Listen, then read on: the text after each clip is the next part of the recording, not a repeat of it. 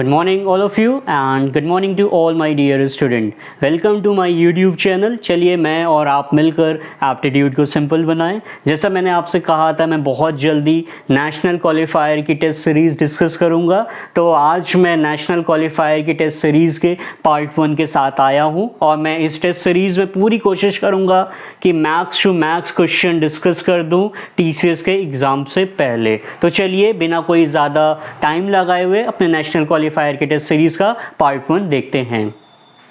National qualifier series part 1 का पहला question मुझे दिया है, father is 5 time faster than सन।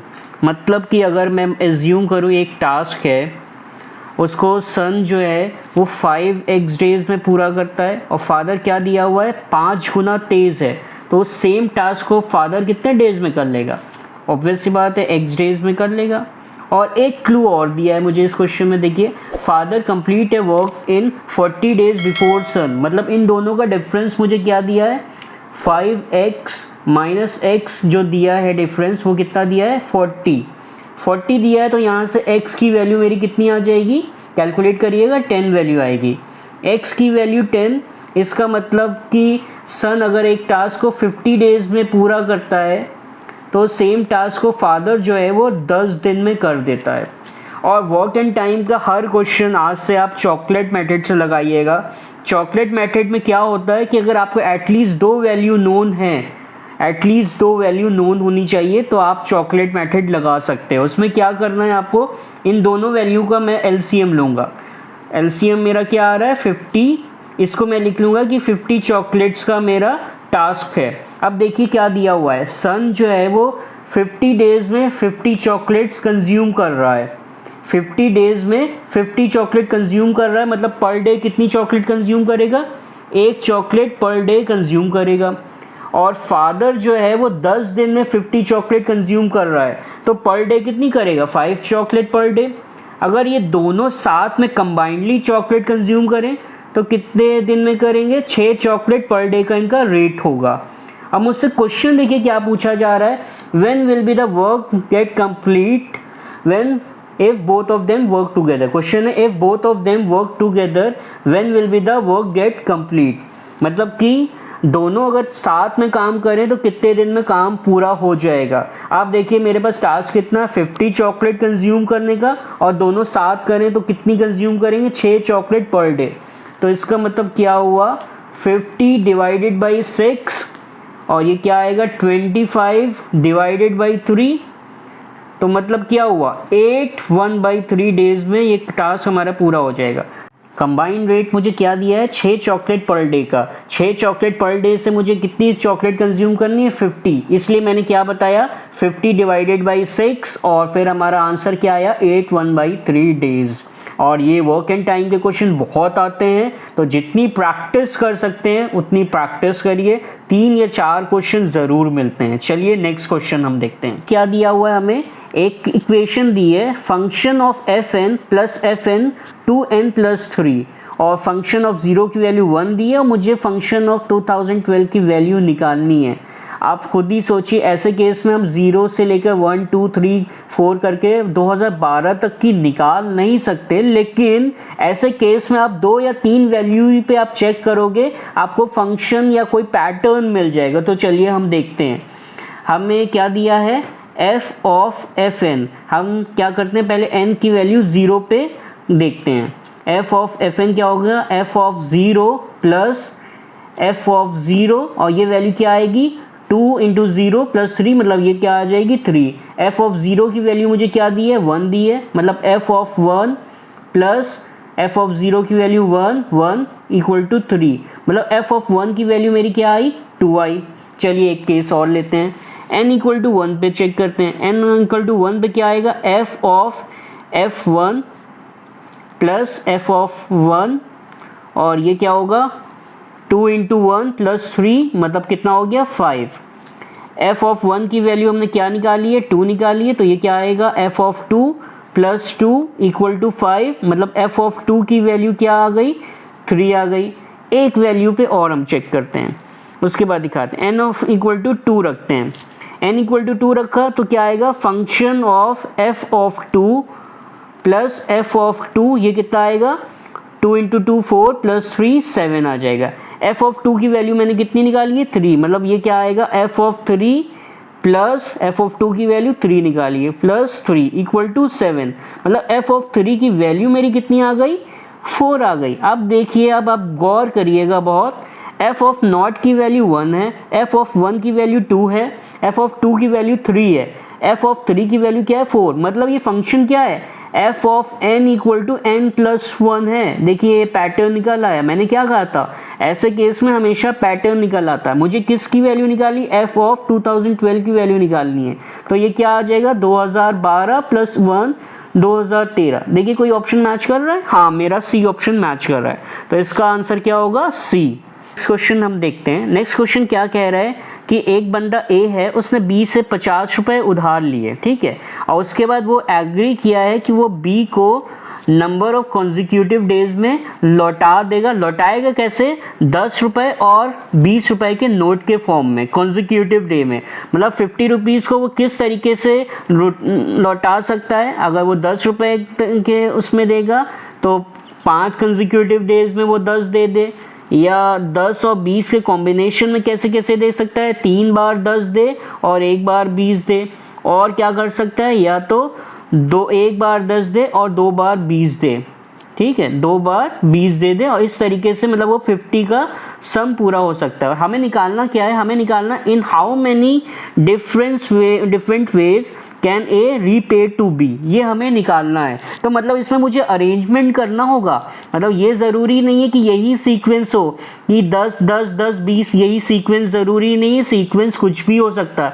ऐसी 10 20 20 ये सीक्वेंस ज़रूरी नहीं है, मतलब मुझे अरेंजमेंट करना है। तो पहले वाले का अरेंजमेंट देखें तो सारे ही हमें आइटम क्या दिख रहे हैं आइडेंटिकल, तो इसके तो अरेंजमेंट का तरीका वन वे ही होगा। इसमें देखिए तो इसमें ये 3 आइटम आपको आइडेंटिकल दिख रहे हैं, ये 3 क्या है हमारे आइडेंटिकल हैं, तो इसको अरेंज करने का तरीका क्या होगा 4 फैक्टोरियल डिवाइडेड बाई 3 फैक्टोरियल, क्योंकि 3 आइडेंटिकल हैं तो यहाँ से कितना तरीका आया 4 वेज। वैसे ही लास्ट वाला देखें तो 2 आइडेंटिकल मुझे दिख रहे हैं, कितने आइडेंटिकल दिख रहे हैं 2 आइडेंटिकल दिख रहे हैं, तो इनको अरेंज करने का तरीका क्या होगा 3 फैक्टोरियल डिवाइडेड बाई 2 फैक्टोरियल, मतलब कितना तरीका आएगा इसमें 3 वेज आएगा। टोटल इसका कितना आएगा, मतलब टोटल 8 वेज से ए जो है बी को रीपे कर सकता है। कोई आंसर है, हाँ मेरा डी ऑप्शन है, मतलब टोटल 8 वेज लगेंगी ए को बी को रीपे करने में, क्योंकि उसको देना किस फॉर्म में 10 और 20 के फॉर्म में देना है। एक तो ये फॉर्म हो जाएगा जिसका एक तरीका होगा, एक ये फॉर्म होगा जिसके 4 तरीके होंगे डिफरेंट सीक्वेंस के, और एक ये फॉर्म होगा जिसके 3 तरीके होंगे, तो टोटल 8 वेज होगा। तो जहाँ तक लग रहा है मुझे आपको क्लियर हुआ होगा। चलिए नेक्स्ट क्वेश्चन की तरफ मूव करते हैं। देखिए नेक्स्ट क्वेश्चन मेरा क्या दिया है, मुझे रिमाइंडर निकालना, फाइंड द रिमाइंडर ऑफ 32 की पावर 33 और उसकी पावर 34 एंड डिवाइडेड बाई 11। इसको मैं 2 रूल से करके आपको दिखाऊंगा। एक मैं करूँगा इसको प्राइम रूल से। प्राइम रूल क्या कहता है कि अगर कभी भी नीचे आपका प्राइम नंबर आ जाए, ये क्वेश्चन क्या लिखा है पहले क्वेश्चन लिख दूं सही से जिसको आपको क्लियर हो, 32 की पावर 33 लिखा है और उसकी होल पावर क्या लिखा है 34, और ये डिवाइडेड बाई 11 है। सबसे पहले तो मैं प्राइम रूल से करूँगा। प्राइम रूल क्या कहता है, जब भी नीचे डिनोमिनेटर में हमें प्राइम दिख जाए तो मेरी पूरी कोशिश होती है कि ऊपर a की पावर p-1 बनाए। ये एक जनरल फॉर्म होता है जिसके रिमाइंडर का आंसर हमेशा 1 होता है, उसका हमेशा रिमाइंडर क्या होता है 1। तो चलिए अपने क्वेश्चन पे हम आते हैं। क्वेश्चन में क्या दिख रहा है 32 की पावर 33 उसकी होल पावर 34, तो मतलब ये 32 की पावर जो है ना ये दोनों मल्टीप्लाई होगा आपस में, क्या आ जाएगा 1122 डिवाइडेड बाई 11। 11 यहाँ पे क्या है, ऑब्वियस सी बात है प्राइम है, 11 प्राइम है, तो क्या मैं इसको 32 की पावर 10 लिख सकता हूँ, क्योंकि मुझे p-1 लिखना है। मैं 32 की पावर 10 लिख के 112 इंटू 32 को 2 बार मल्टीप्लाई कर देता हूँ एंड डिवाइडेड बाई 11। अब देखिए मैंने क्या कहा, ये एक जनरल फॉर्म बन रही है जो मैं अभी आपको दिखा रहा था, a p-1 अपॉन p, तो इसके अकॉर्डिंग ये हमेशा हमें 1 देगा कितनी बार 112 बार, क्योंकि ये 32 की पावर 10 आप 112 बार लिख सकते हो, और जब भी 11 से देखोगे तो ये रिमाइंडर क्या देगा 1। अब आप देखिए 32 को 11 से देखिए तो पॉजिटिव क्या रहेगा, 10 रहेगा, पॉजिटिव रिमाइंडर 10 रहेगा, लेकिन आप निगेटिव रिमाइंडर देखेंगे तो इसका क्या होगा, -1। वैसे ही 32 को फिर से आप 11 से देखेंगे तो पॉजिटिव 10 रहेगा, लेकिन निगेटिव क्या रहेगा, -1। तो ये 1 और ये -1 और ये -1 मिलके क्या आंसर आया, 1, मतलब पॉजिटिव ही हो गया। ये दो माइनस है तो ये पॉजिटिव हो गया, तो आपका आंसर क्या आ गया, 1। देखिए कोई ऑप्शन है, हाँ 1 है। अभी भी चलिए मैं एक बार वेरीफाई करके दिखा देता हूँ। मैंने अभी एक रूल से किया है, अब मैं आपको एक और रूल से इसको करके दिखाता हूँ जिसका नाम है -1 रूल। उससे भी कर देता हूँ, जिससे करना है आप करिए। क्वेश्चन क्या है, 32 की पावर 11 टू 2, यहाँ तक तो आपने किया ही हुआ है, 11। प्राइम रूल -1 रूल क्या कहता है कि मान लीजिए डिनोमिनेटर में कभी भी a+1 दिख जाए तो मैं ऊपर एक कम बनाता हूँ और कोई भी पावर हो, इससे कोई मतलब नहीं। तो जब भी ऐसा हो जाता है, तो जब भी x की वैल्यू ऑड होती है, तो रिमाइंडर a आता है, और जब भी x इवन हो जाता है तो रिमाइंडर क्या आता है, 1 आता है। तो चलिए करके दिखाते हैं।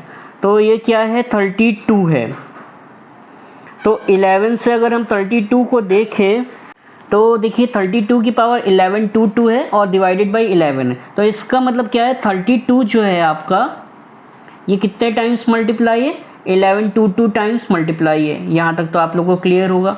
और मैं 11 से 32 को देखूँ तो हर बार रिमाइंडर क्या आएगा, पॉजिटिव रिमाइंडर 10 आएगा, यहाँ भी 10 आएगा।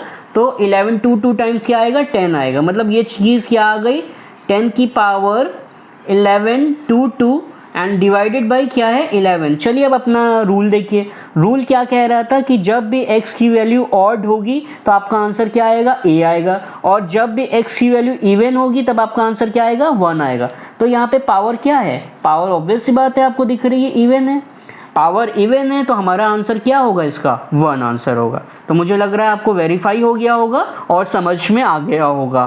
तो आपको जो रूल बेहतर लगे, प्राइम बेहतर लगे और -1 बेहतर लगे, किसी से भी कर लीजिएगा। तो चलिए नेक्स्ट क्वेश्चन जो है हमारा, ये हमारा रिलेटिव स्पीड पर डिपेंड कर रहा है। तो चलिए क्वेश्चन पढ़ते हैं पहले, फिर देखते हैं कैसे करना है। क्वेश्चन दिया है कि सुरेश रैना और गौतम गंभीर एक बहुत अच्छे IPL मैच के बाद दोनों डिसाइड करते हैं कि वो अपने घर को साइकिल से जाएंगे, और दोनों ने अपोजिट डायरेक्शन में साइकिल चलाना शुरू कर दी। तो सपोज करते हैं सुरेश रैना इस डायरेक्शन में साइकिल चला रहा है और गौतम गंभीर जो है वो इस डायरेक्शन में साइकिल चला रहा है, और दोनों की स्पीड क्या दी है, each of their speed is 6 miles per hour. मतलब दोनों की स्पीड जो है वो 6 माइल्स पर आवर की है, गौतम गंभीर की भी और सुरेश रैना की भी। और उसके बाद कह रहा है कि जब ये दोनों 50 माइल्स की डिस्टेंस पे थे, जब ये दोनों के बीच में 50 माइल्स की दूरी हुई थी, तब एक हाउस फ्लाई जो है start flying from Suresh Raina cycle. एक हाउस फ्लाई जो है वो सुरेश रैना की साइकिल से गौतम गंभीर की तरफ जा रही है, किस स्पीड से, रिलेटिव स्पीड से, ये टर्म ध्यान रखिएगा, और 17 माइल्स पर आवर की, किसके रिस्पेक्ट में, रैना की स्पीड में। रिलेटिव स्पीड हाउस फ्लाई की कितनी है, 17 माइल्स पर आवर है, और किसके रिस्पेक्ट में, रैना के रिस्पेक्ट में। और आपको पता है जब भी रिलेटिव स्पीड अपोजिट डायरेक्शन में जाने वाली चीज़ के बीच में निकाली जाती है तो वो ऐड करके निकाली जाती है। मतलब हाउस फ्लाई की और रैना की स्पीड ऐड करके 17 आई होगी, तो मतलब हाउस फ्लाई की स्पीड क्या होगी, 11 माइल्स पर आवर होगी। अब मुझसे कहा जा रहा है कि what will be the time taken by house fly to reach Gambhir. ये हाउस फ्लाई को गंभीर तक पहुंचने के लिए कितना टाइम लगेगा, और गंभीर भी भाई आगे जा रहा है 6 माइल्स पर आवर की स्पीड से, और हाउस फ्लाई और गंभीर के बीच में अभी डिस्टेंस कितनी है, पहले ही से 50 माइल्स की डिस्टेंस है।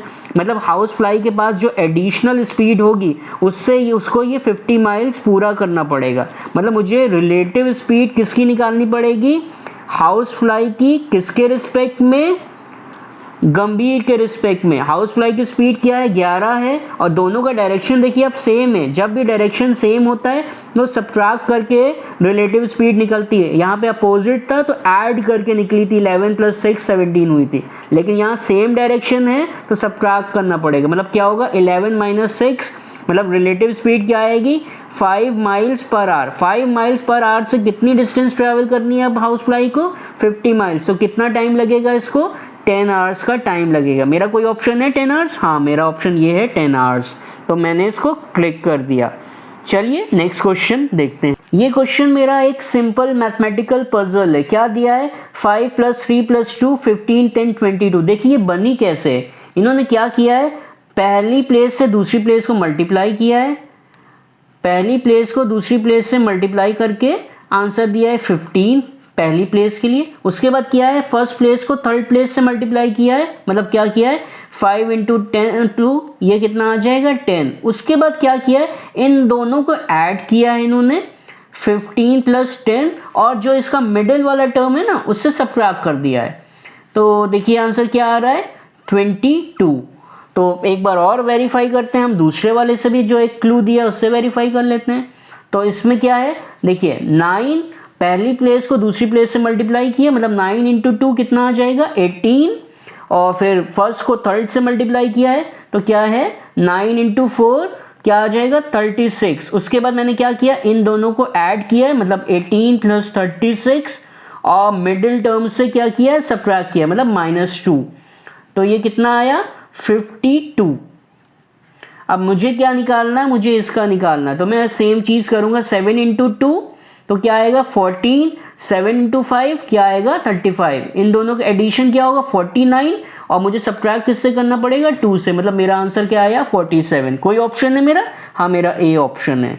तो ये मैथमेटिकल पजल है, इसको बहुत आसानी से हम लोग कर सकते हैं। ऐसी बहुत सारी पजल्स लगा लीजिएगा तो आपका क्लियर हो जाएगा। चलिए नेक्स्ट क्वेश्चन की तरफ मूव करते हैं। क्वेश्चन देखिए क्या है मेरा, ए बॉय बाई 18 शार्पनर, जिसमें ब्राउन और वाइट दोनों हैं, for ₹100। For every white sharpener he page ₹1 more than brown sharpener. What is the cost of white sharpener and how much did he by. ऐसे question में कभी भी आप mathematician ना बना करिए। बहुत सारे लोग ऐसे क्वेश्चन में मैथमेटिशियन बन जाते हैं। तो चलिए एक बार मैं भी मैथमेटिशियन बनता हूँ और देखिए मैं कैसे फंस जाऊँगा। क्वेश्चन क्या कह रहा है कि ब्राउन शार्पनर का और वाइट शार्पनर का नंबर कितना है 18 है, ठीक है। तो मैं मैथमेटिशियन बनने जा रहा हूँ। नंबर ऑफ ब्राउन शार्पनर और वाइट शार्पनर जो है वो 18 है। उसके बाद क्या कह रहा है, ब्राउन और वाइट शार्पनर का नंबर कितना दिया है 18। तो अगर हम मान लेते हैं कि हमारे ब्राउन शार्पनर जो है वो m है, तो हमारे वाइट शार्पनर क्या होगा 18 - m। और एक चीज़ और बताइए कि ब्राउन शार्पनर की कॉस्ट जो है वो वाइट शार्पनर से एक कम है, तो W जो है वो B+1 है, मतलब कि वाइट शार्पनर की कॉस्ट जो है वो ब्राउन से एक ज़्यादा है। अभी मैं मैथमेटिशियन बन रहा हूँ, देखिएगा होगा क्या। तो मुझे 100 रुपीज़ में ये दोनों चीज़ें परचेज करनी। ब्राउन शार्पनर का मेरा नंबर कितना है m है, और ब्राउन शार्पनर की कॉस्ट है B, और वाइट शार्पनर का मेरा नंबर कितना है 18 - m, और इसकी कॉस्ट कितनी है ब्राउन से एक ज़्यादा है, मतलब कि क्या आ जाएगा इक्वेशन B+1, और ये टोटल एक्सपेंडिचर कितने का है 100 का है। अब आप खुद ही देखिए मेरे पास 2 वेरिएबल आ रहे हैं और एक इक्वेशन है, तो ये कभी भी सॉल्व नहीं हो पाएगी। तो अगर आप यहाँ पे मैथमेटिशियन बने तो आप फंस जाएंगे। तो ऐसा बिल्कुल नहीं करना है TCS में, नहीं तो फंस जाएंगे बुरी तरीके से। ऐसे क्वेश्चन आपको ऑप्शन एलिमिनेशन मेथड से करने चाहिए। ऐसे क्वेश्चन जब भी आपको करना है ऑप्शन एलिमिनेशन मेथड से करना चाहिए। देखिए ऑप्शन में हमें क्या निकालना है, What is the cost of white sharpener and how much did he buy। हम मान लेते हैं कि वाइट शार्पनर की कॉस्ट 5 है और उसने 13 शार्पनर परचेज किए, मतलब वाइट शार्पनर को खरीदने में उसने कितने रुपए खर्च कर दिए 65। 5 × 13 मतलब 65 रुपये खर्च कर दिए। अब उसके पास 35 रुपीज़ बचे जिसमें उसने ब्राउन परचेज किए होंगे। और एक चीज़ बताइए कि वाइट शार्पनर से ब्राउन शार्पनर की कॉस्ट कितनी कम है, ₹1 कम है। तो ब्राउन की कॉस्ट कितनी है 4 है, ब्राउन की कॉस्ट 4 है और 13 ऑलरेडी परचेज कर चुका है, और टोटल शार्पनर कितने परचेज कर रहा है 18, मतलब 4 से अगर मैं 5 परचेज करूं तो सिर्फ 20 रुपीज़ ही मैं खर्च कर पाऊंगा, और हमें खर्च कितने करने 35, मतलब मेरा पहला ऑप्शन तो गलत है, तो ये पहला नहीं होगा। दूसरा ऑप्शन चेक करते हैं। यहाँ पे वाइट शार्पनर की कॉस्ट 5 दी और कितने परचेज कर रहा है 10, तो 5 × 10 से वाइट शार्पनर के लिए हमने कितना खर्च किया 50। अगेन हमारी वाइट ब्राउन शार्पनर की कॉस्ट कितनी आएगी, 4 आएगी, क्योंकि वो वाइट से एक कम है। और अब कितने शार्पनर और परचेज करने बचे हैं, 8, तो 4 × 8 कितना होगा, 32। 50 और 32 मिलके अभी भी मैं 82 ही रुपीज़ खर्च कर पा रहा हूँ, मतलब ये भी हमारा गलत है, क्योंकि खर्च कितना हो रहा है, टोटल 100। चलिए लास्ट ऑप्शन देखते हैं। इसमें वाइट की कॉस्ट कितनी दी है, 6 दी है, और कितने परचेज कर रहा है, 10, मतलब 60 रुपीज़ तो वाइट शार्पनर को खरीदने में खर्च कर दिए। अब ब्राउन की कॉस्ट यहाँ पे कितनी होगी, 5 रुपीज़ होगी, और कितने बचे हैं शार्पनर जो अब वो परचेज करेगा ब्राउन, वो है 8, तो 5 × 8 कितना हो जाएगा, 40। देखिए 100 जो मुझे चाहिए था, मतलब मेरा कौन सा ऑप्शन है, सी ऑप्शन है। तो ये क्वेश्चन जो है ऑप्शन एलिमिनेशन मेथड पे बेस्ड है, और ऐसे क्वेश्चन में गलती से भी मैथमेटिशियन मत बनिएगा, नहीं तो टीसीएस में फंस जाएंगे। चलिए नेक्स्ट क्वेश्चन हम देखते हैं।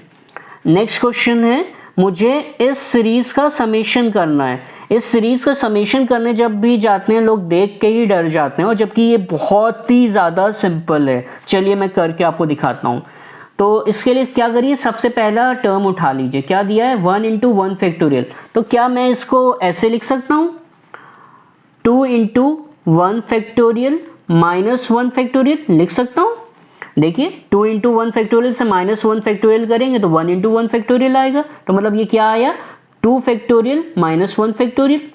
वैसे दूसरी टर्म पिक करिए, 2 × 2 फैक्टोरियल को मैं क्या लिख सकता हूँ, मैं इसको लिख सकता हूँ 3 × 2 फैक्टोरियल -2 फैक्टोरियल, मैं लिख सकता हूँ। ठीक है, लिख सकते हैं सर, देख लीजिए 3 × 2 फैक्टोरियल -2 करेंगे तो 2 × 2 फैक्टोरियल आएगा। ये आपका क्या आ गया, 3 फैक्टोरियल -2 फैक्टोरियल। वैसे थर्ड टर्म उठाते हैं, चलिए 3 × 3 फैक्टोरियल को मैं क्या लिख सकता हूँ, 4 × 3 फैक्टोरियल -3 फैक्टोरियल लिख सकता हूँ। चेक कर लिए, 4 × 3 फैक्टोरियल, 3 फैक्टोरियल आप माइनस करेंगे यही आ जाएगा, मतलब ये क्या हुआ, 4 फैक्टोरियल -3 फैक्टोरियल। चलिए थोड़ा सो ऑन कर लेते हैं, सो ऑन करके 2011 × 2011 फैक्टोरियल पे आते हैं। इसको हम क्या लिख सकते हैं, 2012 × 2011 फैक्टोरियल -2011 फैक्टोरियल लिख सकते हैं। देखिए क्या होगा, वही आ जाएगा 2011 × 2011 फैक्टोरियल। तो ये क्या आ गया, 2012 फैक्टोरियल -2011 फैक्टोरियल। और फिर लास्ट वाला टर्म हमारा क्या है, 2012 × 2012 फैक्टोरियल। इसको हम क्या लिख सकते हैं, 2013 × 2012 फैक्टोरियल -2012 फैक्टोरियल। ये क्या लिख सकते हैं हम फिर, 2013 फैक्टोरियल -2012 फैक्टोरियल। तो यहाँ तक कि आप सबको दिख रहा होगा। अब देखिए ऊपर से ये पॉजिटिव है, ये नेगेटिव है, तो ये कैंसिल होगा, ये पॉजिटिव है, ये नेगेटिव, ये कैंसिल होगा, वैसे ये कैंसिल होगा, वैसे ही आपका ये कैंसिल होगा, और ये कैंसिल हो गया। तो बचा क्या, ये टर्म बचा और ये टर्म बचा, मतलब मेरा आंसर क्या आया, 2013 फैक्टोरियल -1। कोई ऑप्शन मैच कर रहा है, हाँ मेरा बी ऑप्शन मैच कर रहा है। तो ऐसे क्वेश्चन आप इस टाइप से लगा सकते हैं, और भी अगर आपको क्वेश्चन मिले प्रैक्टिस कर लीजिएगा। चलिए नेक्स्ट क्वेश्चन देखते हैं। देखिए ये क्वेश्चन क्या दिया है next, George can do a piece of work in 8 hours, Paul can do the same work in 10 hour and Hari can do the same work in 12 hour. तो मैं हमेशा कहता हूँ वर्क इन टाइम मैं हमेशा चॉकलेट से लगाऊंगा। तो सबसे पहले कुछ भी मैं नहीं देखता हूँ, मैंने जॉर्ज का लिखा 8 आवर्स, और पॉल का लिखा 10 आवर्स, और हरी का लिखा क्या है 12 आवर्स। और सबसे पहले तो मैं भाई एलसीएम करूँगा सीधे, मैं कुछ दिमाग नहीं लगाऊंगा अभी। मैंने एलसीएम निकाला तो मुझे एलसीएम क्या पता चला, 120 चॉकलेट खाने का टास्क है, 2 से ज़्यादा वैल्यू नोन है, मतलब मैं चॉकलेट मेथड लगा सकता हूँ। जॉर्ज जो है वो 8 घंटे में 120 चॉकलेट कंज्यूम करता है, मतलब पर डे कितनी कंज्यूम करेगा, 15 चॉकलेट पर आवर कंज्यूम करेगा, पर डे नहीं। वैसे पॉल जो है वो 10 घंटे में 120 कंज्यूम करता है, मतलब 12 चॉकलेट पर आवर कंज्यूम करेगा। हरी 12 घंटे में 120 करता है, मतलब कि सबसे स्लो है वो, 10 चॉकलेट पर आवर कंज्यूम कर रहा है। अगर तीनों एक साथ कंज्यूम करें तो 37 चॉकलेट पर आवर। तो वर्क एंड टाइम में सबसे पहले तो ये निकाल लिया ही करिए। चलिए उसके बाद सिचुएशन देखते हैं। सिचुएशन क्या कह रही है, George, Paul and Hari start the work at 9 AM।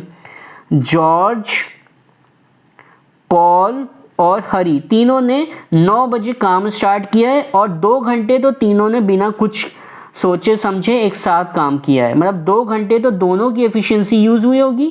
तो 37 दोनों की कह रहा हूँ, तीनों की 37 चॉकलेट पर आवर की तीनों की एफिशिएंसी है। 2 घंटे अगर ये यूज़ हुई तो 74 चॉकलेट तो इन्होंने कंज्यूम कर ली। बची कितनी चॉकलेट अब हैं?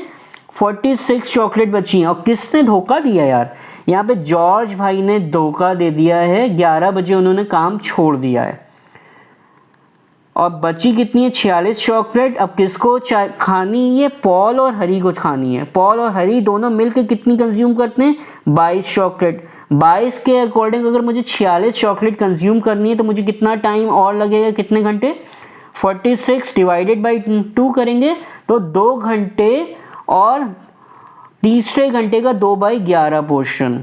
तो मतलब मैं 11 बजे अगर स्टार्ट कर रहा हूँ तो ये काम मेरा 1 PM और ये तीसरे घंटे का 2/11 पोर्शन है। तो मतलब 2/11 अगर आप 60 से करोगे तो सम राउंड 10 मिनट के अराउंड आएगा। मतलब 1:10 के कम से कम अराउंड आएगा। अब ऑप्शन देखते हैं। देखिए ये तो रिजेक्ट हो जाएंगे, लेकिन सबसे क्लोज ऑप्शन ये आ रहा है। होना नहीं चाहिए, लेकिन TCS ने इसी को आंसर क्लिक किया था तो इसका आंसर 1 PM हम क्लिक कर रहे हैं। लेकिन ये एग्जैक्ट 1 PM नहीं आ रहा है, तो ध्यान रखिएगा। लेकिन TCS ने इस क्वेश्चन का आंसर 1 PM ही दिया हुआ है और ये बहुत क्लोज है आंसर के, इसलिए हम इसको 1 PM लिए ले रहे हैं। नहीं, एक्चुअल में ये 1 PM एग्जैक्ट नहीं आ रहा है, 1 PM 10 मिनट्स के कुछ अराउंड आ रहा है। तो चलिए हम नेक्स्ट क्वेश्चन देखते हैं आगे।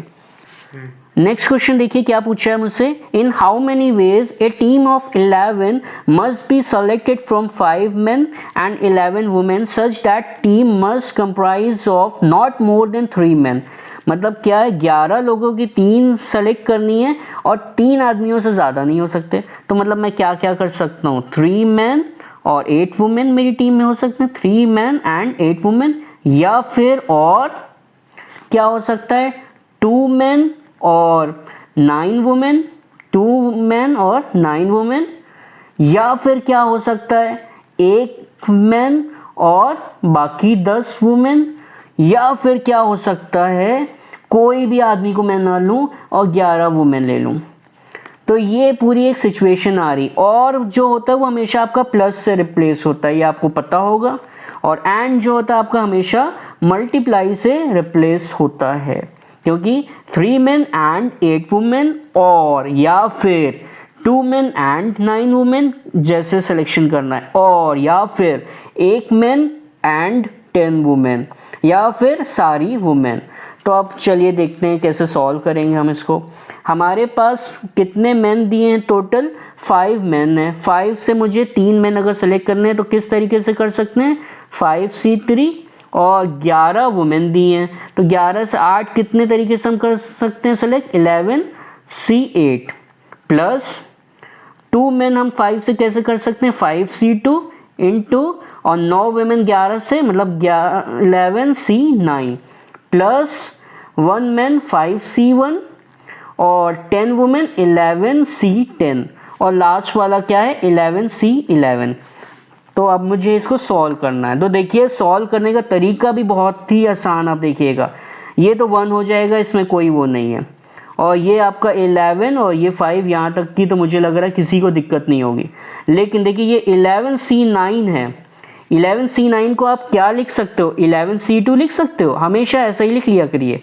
11C9 ये एक रिलेशन होता है NCR इक्वल टू NCN-R के बराबर होता है, ये ध्यान रखिएगा। तो जब भी 11C9 हो तो इसको 11C2 लिख लें। मतलब इससे क्या होता है कि मैं 2 बारी 11C2 को मैं क्या 11C2 अगर लिखा इसका मतलब 11 × 10 और 2 × 1 मैं इसको ऐसे लिखूंगा।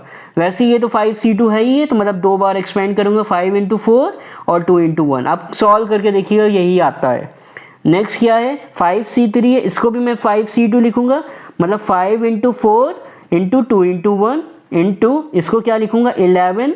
ये 8 है, मैं 8 तक नहीं एक्सपेंड करूंगा, इसको लिखूंगा 11C3 मतलब 11 × 10 × 9 और नीचे क्या लिखूंगा? 3 2 1, क्योंकि 11C8 जो है हमारा 11C3 के बराबर होगा इस रिलेशन के अकॉर्डिंग। तो यहाँ तक की तो सबको क्लियर हुआ होगा। तो ये क्या है? 1 + 55 यहाँ से क्या आ रहा है, ये 2 और ये 2 कैंसिल इस 4 से, तो ये कितना आएगा 110, और 110 को 5 से आप मल्टीप्लाई करेंगे तो 550 आ गया। यहाँ पे हम पहुँचे तो यहाँ पे भी ये 2 से ये 4 कैंसिल और ये 3 और ये कैंसिल, तो ये कितना होगा 110 और 5 मिलके 550 और इंटू 3 प्लस, तो 550 इंटू 3 कितना हो जाएगा आपका 1650, 1650 प्लस 550 प्लस 55 प्लस 1। तो चलिए इसको ऐड करते हैं।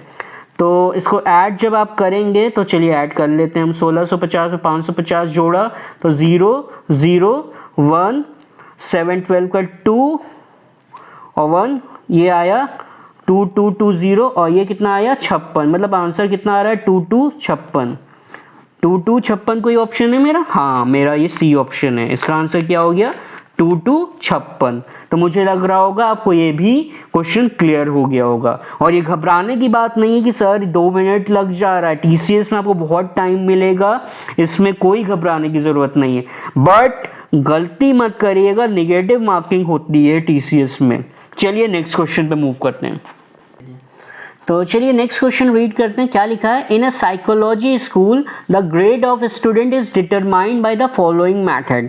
Eight the end of first year the grade equal to twice the age of the student. From then on the grade is determined by twice the age of student plus half of his grade from previous year.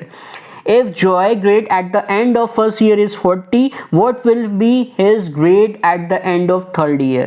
कुछ भी नहीं है, ये तो बिल्कुल हलवा question है। तो हम क्या करते हैं, सबसे पहले एक ऊपर कॉलम बना लेते हैं एज का और एक कॉलम बना लेते हैं नीचे ग्रेड का, क्योंकि ग्रेड जो है वो एज पर डिपेंड कर रही है। तो फर्स्ट ईयर का एंड अगर हम देखें तो मुझे दिया है फर्स्ट ईयर के एंड में जॉय के ग्रेड कितने हैं 40 है, और ये मुझे बताया गया है कि at the end of first year the grade equal to the twice age of the student. मतलब फर्स्ट ईयर के एंड में आपके जॉय की एज कितनी होगी 20 होगी। अब आते हैं सेकेंड ईयर पे, मुझे निकालना कहाँ पे है, मुझे थर्ड ईयर तक की निकालना, मुझे निकालना what will be his grade eight the end of third year. तो चलिए सेकेंड ईयर की बात करें। सेकेंड ईयर के एंड में पहुँचते हैं तो ऑब्वियस सी बात है जॉय की एज 1 साल बढ़ जाएगी। और सेकेंड ईयर में निकालना कैसे है, from then the grade is determined by the twice of age of the student plus half of his grade from previous year. मतलब इसकी ये कितनी है 21 है, तो इसका तो जस्ट ट्वाइस करेंगे और इसका हाफ पोर्शन जो हमने कहा है मतलब +20, मतलब सेकेंड ईयर के एंड में कितना स्कोर आएगा, ग्रेड कितना आएगा जॉय का 62। मुझे थर्ड ईयर तक निकालना है, तो थर्ड ईयर में हम पहुँचे। थर्ड ईयर में अब इसका एज एंड में क्या पहुँच जाएगा 22 हो जाएगा, इसका ट्वाइस कितना होगा 44, और इसका हाफ पोर्शन मुझे लेना है, मतलब क्या होगा +31, मतलब टोटल कितना ग्रेड आ रहा है 75।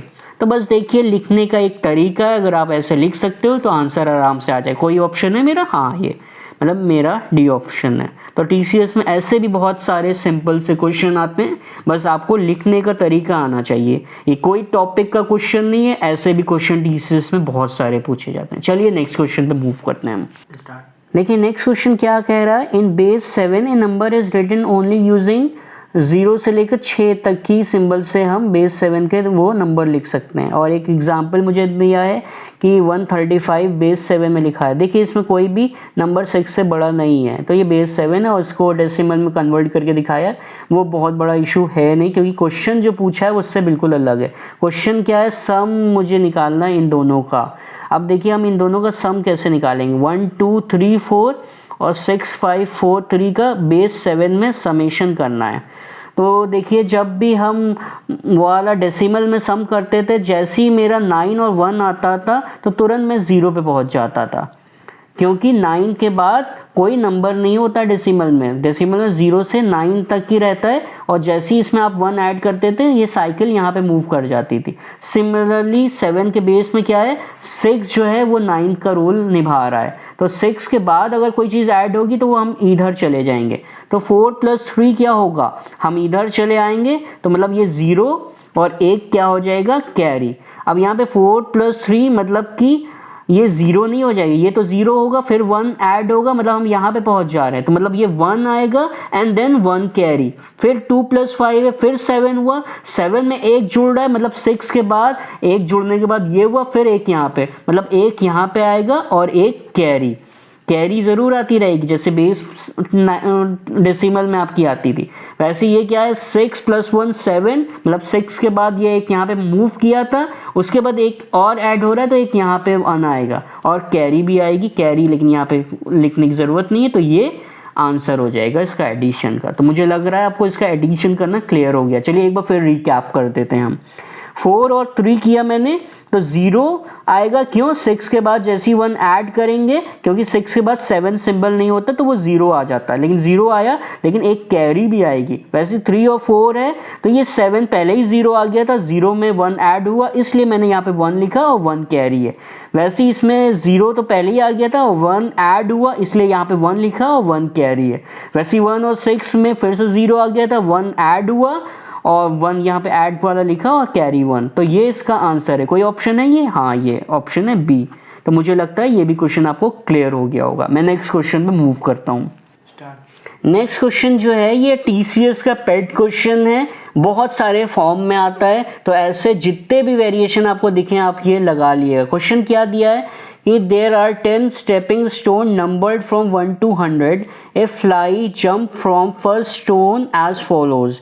Every minute it jump to the fourth stone from where it started. That is, from first it would go to fifth, and from fifth it would go to 9, and from 9 it would go to third, and where would be the fly be at the end of 60 minutes. मतलब कि हमें थोड़ा बताया जाता है और बहुत दूर का पूछा जाता है, मतलब इसमें हमेशा एक पैटर्न बनता है। और ये यहाँ से स्टार्ट हो रही है, 1 से स्टार्ट हो रही है और 60 मिनट के बाद पूछा जा रहा है। मुझे 1 मिनट का आउटकम बताया है कि अगर वो 4 पे है तो 9 पे पहुँच जा रही है। तो मैं देखिए करके दिखाता हूँ। आप मान लीजिए मेरी जो फ्लाई है वो 1 पे है, तो 1 से वो 1 मिनट में जब जंप मारेगी पहले मिनट में, तो वो कहाँ पे पहुँचेगी, 5th स्टोन पे पहुँचेगी।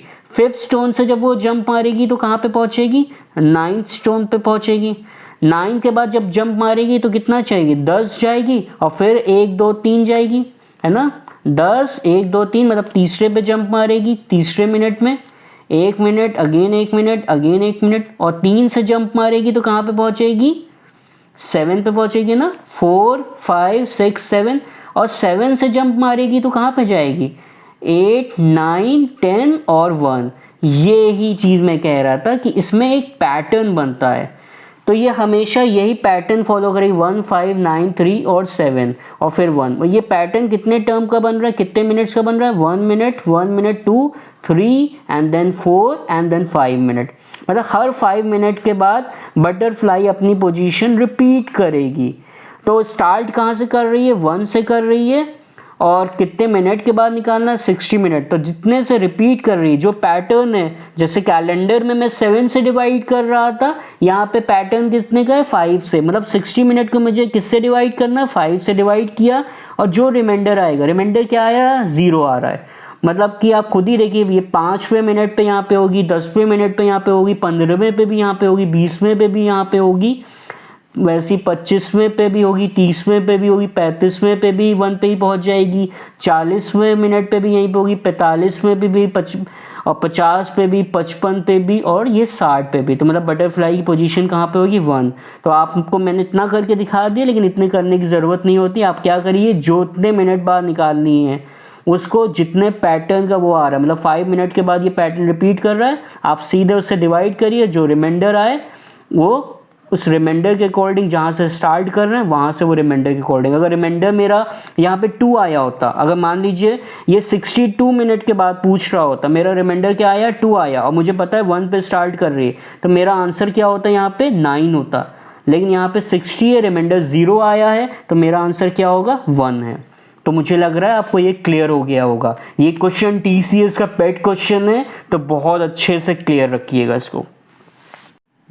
नेक्स्ट क्वेश्चन देखिए क्या है, all faces of a cube with 8 metre edge are painted red. If the cube is cut into smaller cube of 2 meter edge, then how many of the 2 meter cube have paint on exactly one face. ये क्या दिया है कि एक 8 metre वाला cube है और उसको मैं 2 मीटर वाले क्यूब में काट रहा हूँ, ठीक है।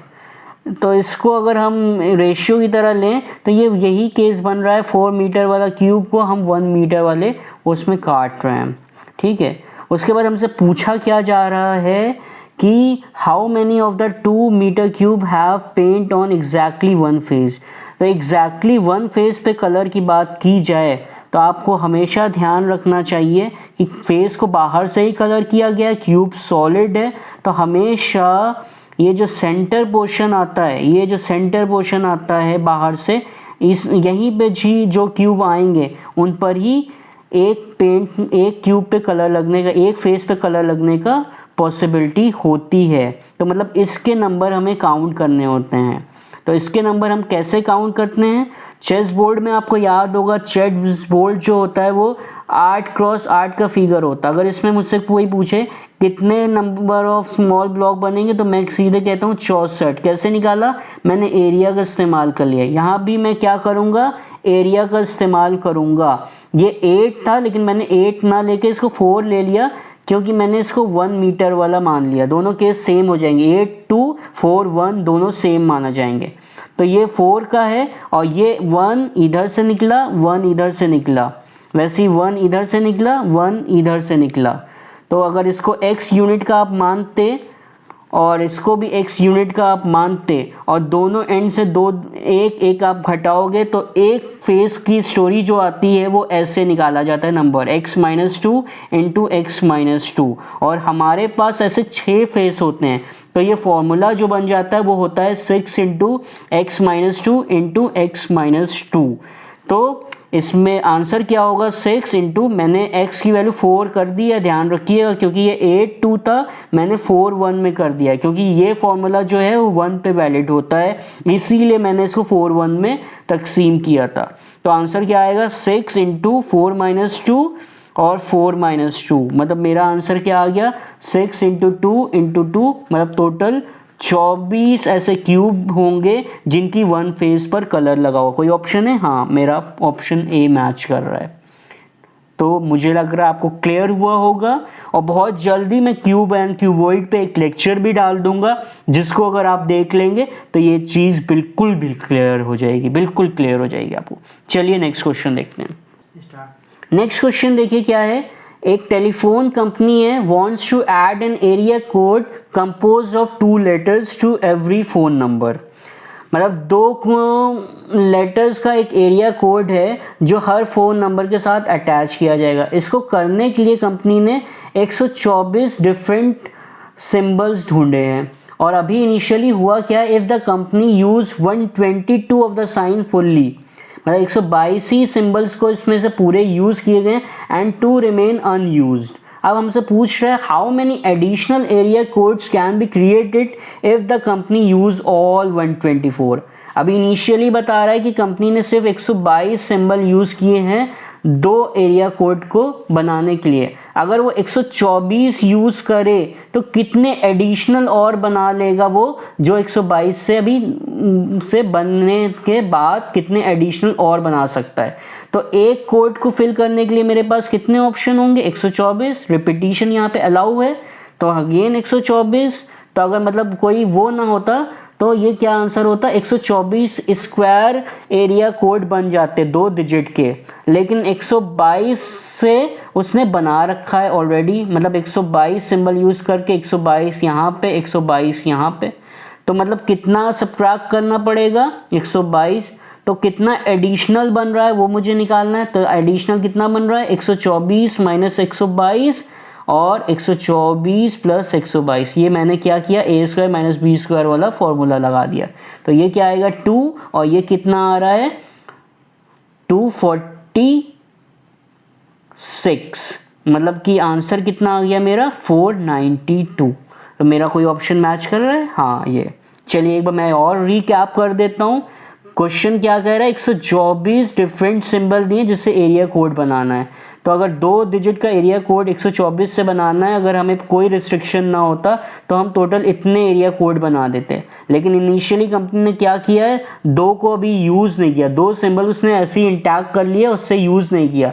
तो अभी उसने कितने एरिया कोड बनाए होंगे, 122। हमसे पूछा क्या जा रहा है, कितने एडिशनल एरिया कोड बनेंगे, मतलब इससे और ये सबट्रैक्ट करेंगे तो कितने एडिशनल एरिया कोड और बन जाएंगे वो हमें पता चल जाएगा। मतलब 124 स्क्वायर माइनस 122 स्क्वायर, तो मतलब मेरा आंसर क्या आ रहा है, 492, जो एक ऑप्शन है।